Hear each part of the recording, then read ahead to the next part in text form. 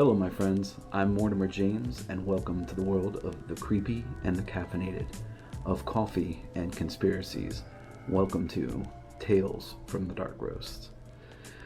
As you can see, we're doing something a little different yet again.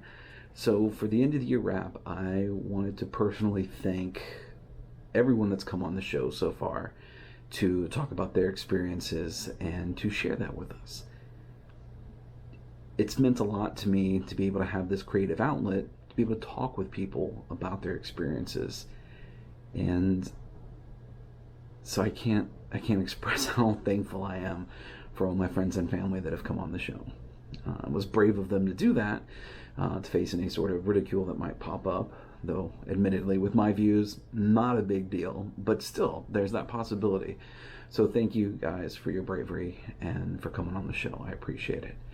I have to thank all the people in the background that are supporting me. The captain and Mateos for giving me grief, but also supporting me in their ways, especially Mateos. Thank you, my friend.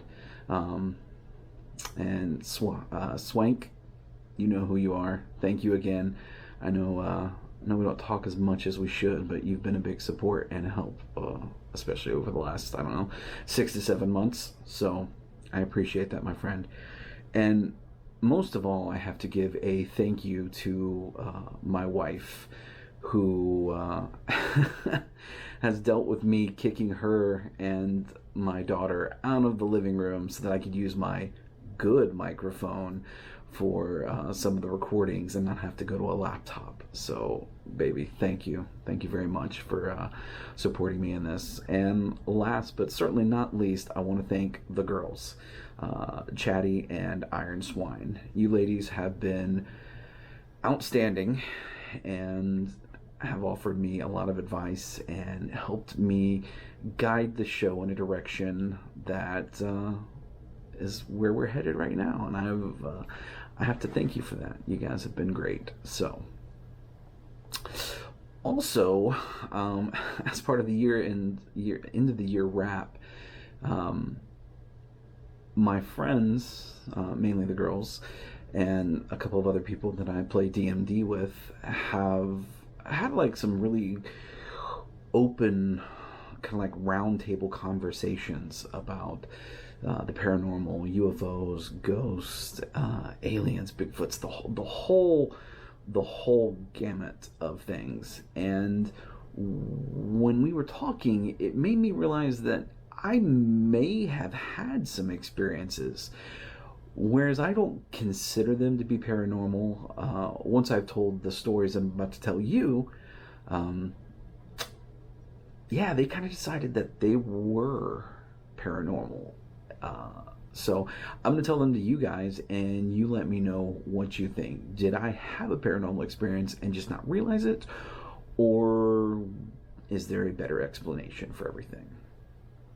So I'm going to tell you 2 stories, though there could be more in there, but I want to research them a little bit more before I go into detail. So the first story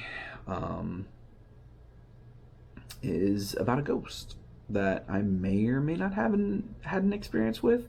So my wife and I got married a little over 12 years, almost 13 years at this point, and we honeymooned in Colonial Williamsburg, or very close to it, I should say. And one of the nights we were there on our honeymoon, we went on a ghost tour of Colonial Williamsburg.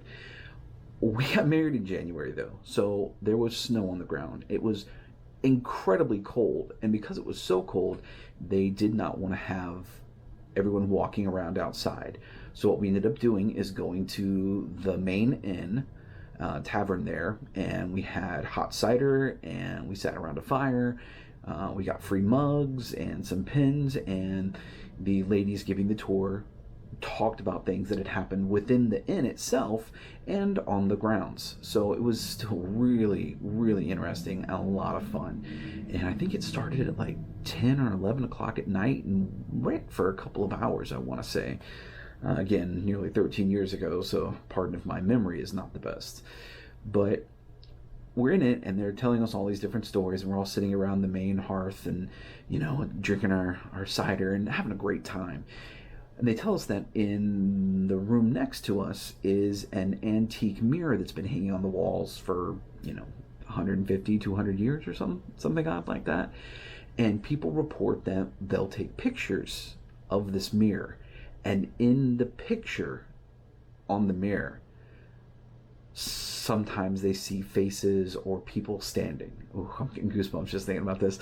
And so we all walked into that room and we looked at the mirror, and of course no one saw anything, no one experienced anything.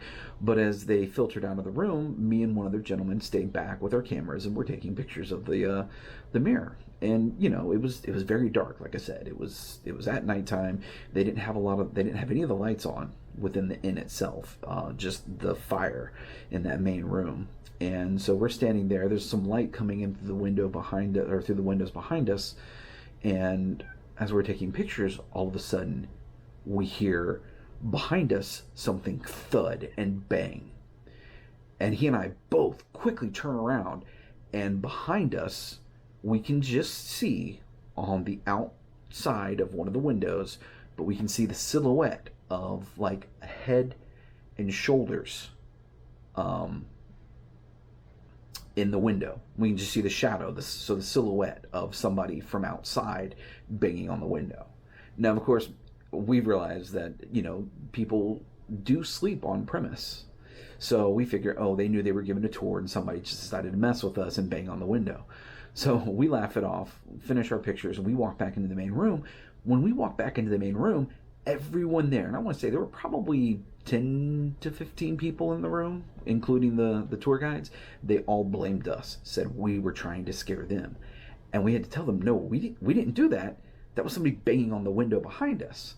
So they gave us a little bit of grief, but they're like, okay, I guess it was someone banging on the window. No big deal.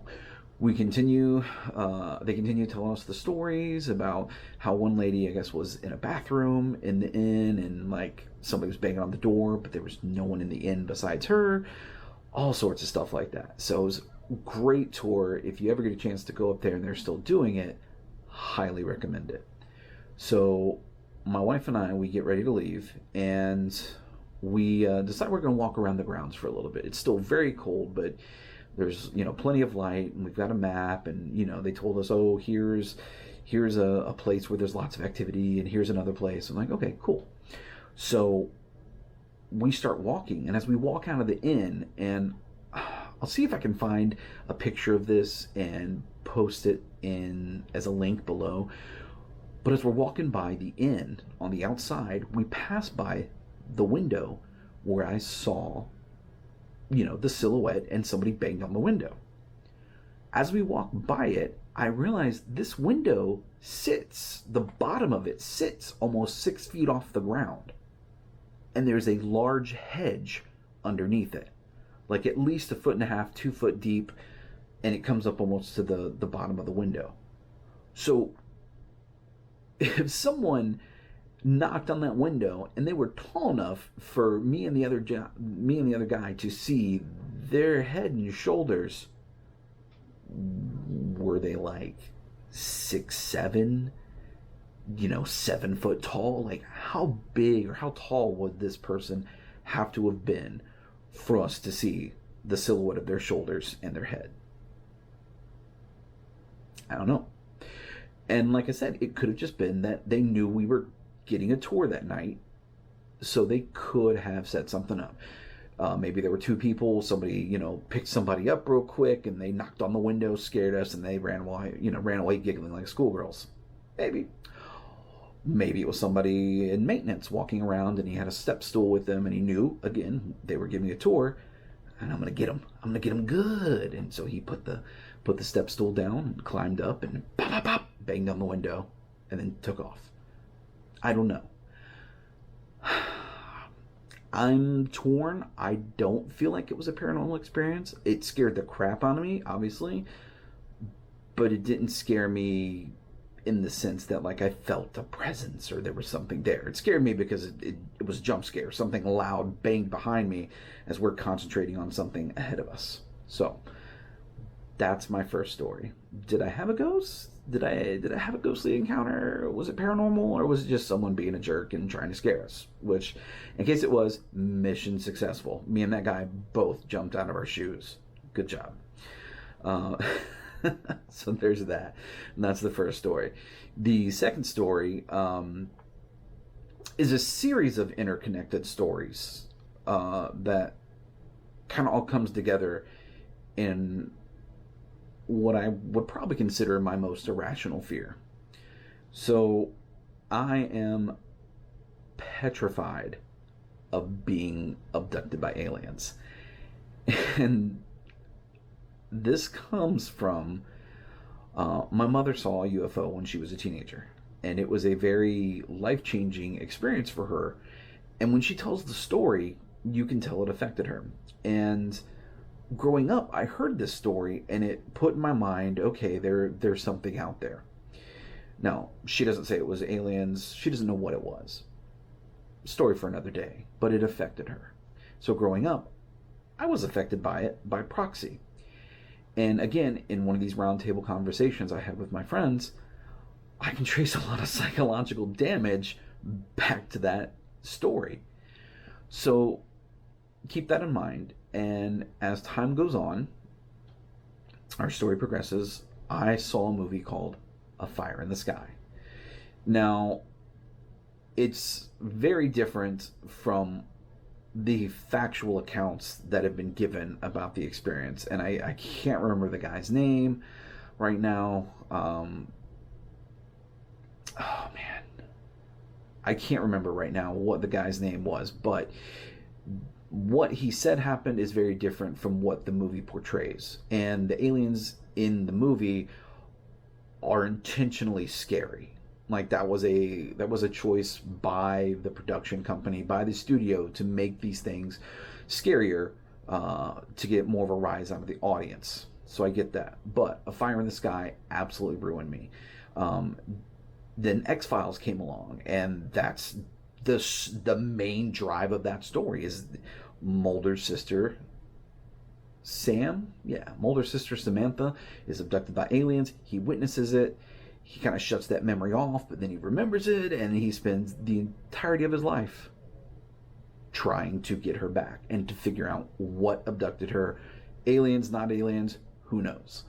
So keep that in mind. There's this progression. My mom tells me this story. I see Fire in the Sky. X-Files comes out. So I have this kind of unhealthy obsession with aliens and abduction stories and UFOs, and I eat up every book, every movie, every show that I can about the weird and the paranormal as I grow up. And as I get older, I learn more stories. Travis Walton, Fire in the Sky. There we go. Couldn't remember his name, came to me. Anyway, so this was my childhood. So I have these little interconnected pieces. Well, I remember a vague memory that at first I kind of pushed off as a dream, because it had that dreamlike quality. But I had a memory of a dream or something where, oh man, this is hard to say. I'm getting creeped out just saying it, because I seriously do not like it.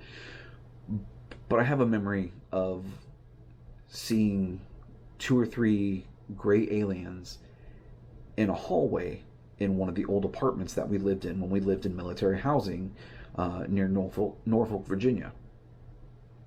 And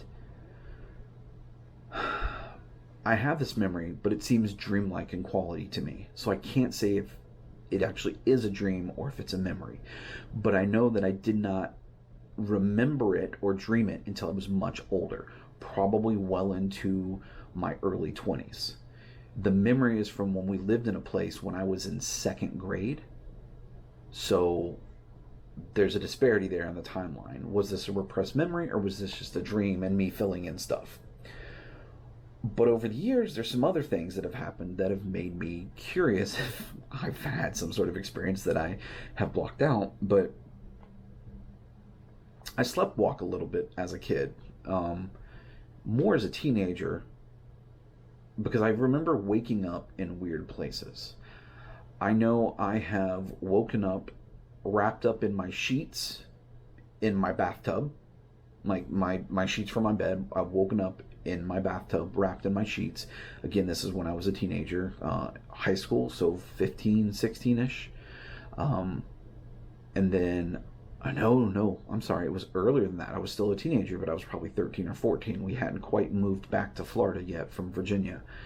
Um, and I also remember waking up fully clothed, except for shoes, in my closet, laying on the floor of my closet. I had a big walk-in closet, and I remember waking up and being in the closet on the ground, fully clothed except for shoes. I did not go to bed fully clothed. So, and then tracing it back even farther than that is those same apartments where I remember possibly seeing something in the hallway. I had a single bed, but underneath it I had a trundle. And a trundle bed is one of those like roll out pop up beds. So if I had a buddy stay over or there were guests, we could literally roll it out from underneath my bed, pop it up, and there was a second single bed there. I remember many times as a kid in that house, after my parents had put me to bed, I would get up, grab my blanket, and this is a blanket my grandmother made for me. I still have this blanket, and it's still on my bed to this day. I'm 40, and it's still there. It's probably my oldest possession and one of my most cherished. And anyway, I would take this pillow, pull the trundle bed out, get under my bed, and then pull the trundle bed in back to the wall. And I would get as close to the wall and pull that trundle as close to me as I could, so that if anyone walked into my room, it would look like I was not there and the trundle was only sticking out a couple of inches, but my blanket that hung over would cover that up. Why did I do this? What would make me as a child, and like I said, first, second grade, around that time, why would I do this as a kid?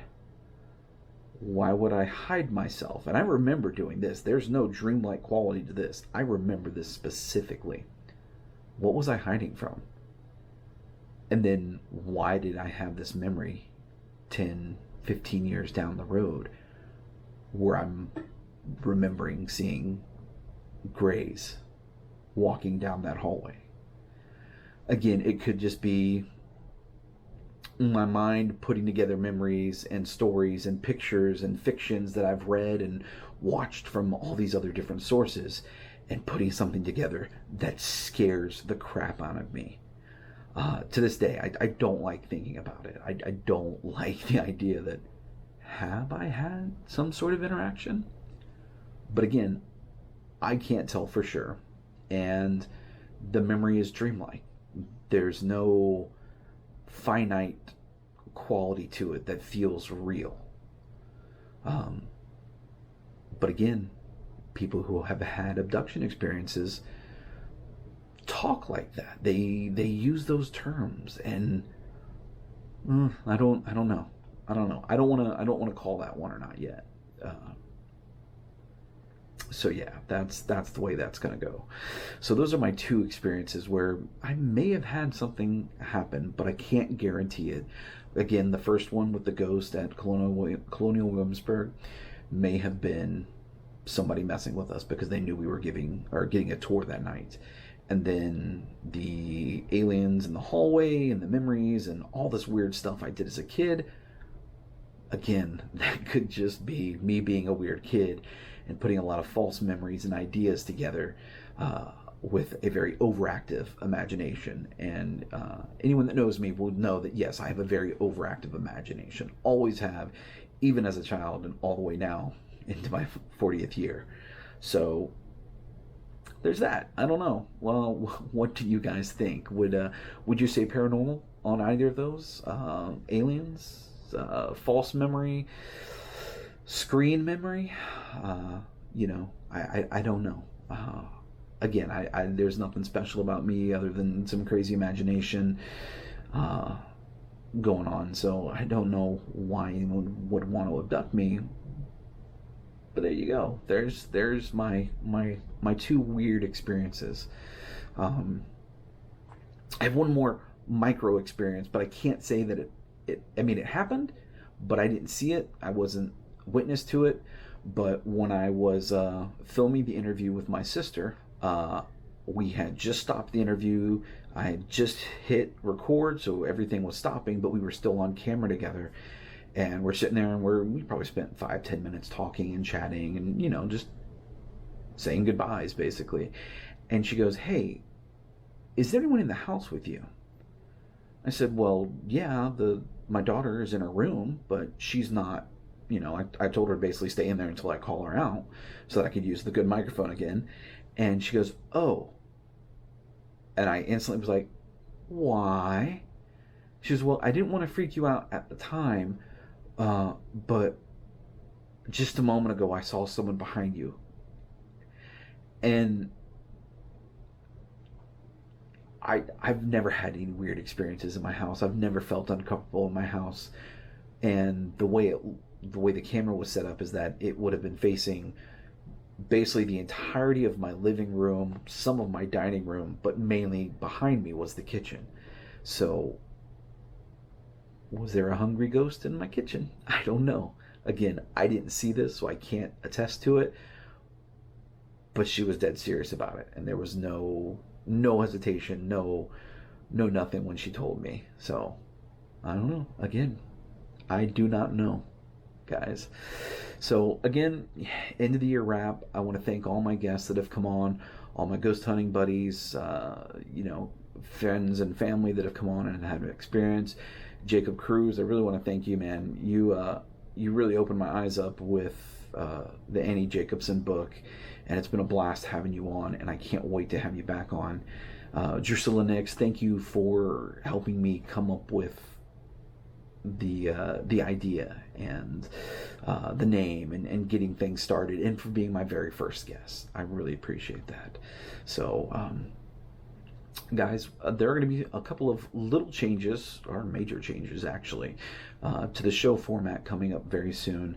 One, I am going to be opening up the number and the types of people that I will interview. As large as my pool of people that have had things happen to them is, it will eventually diminish and shrink and eventually just vanish. So starting soon, I'm going to be opening it up to friends of friends and acquaintances and people that I may not have reached out to before because either I didn't know them or they were on the fringes of my friends of, my circle of friends. So that's the first big change. We'll have more people and possibly people that I don't know very well coming on. But hey, that could lead to some very interesting talks and interviews. So looking forward to that. Secondly, I may do some more on-camera stuff. Let me know if you guys enjoyed this. I know it was a bit of a change from the stationary or static background, but I thought it would be kind of fun to do this. So let me know what you guys think below. Leave a comment, like and subscribe if you guys are appreciating and enjoying what I'm doing here.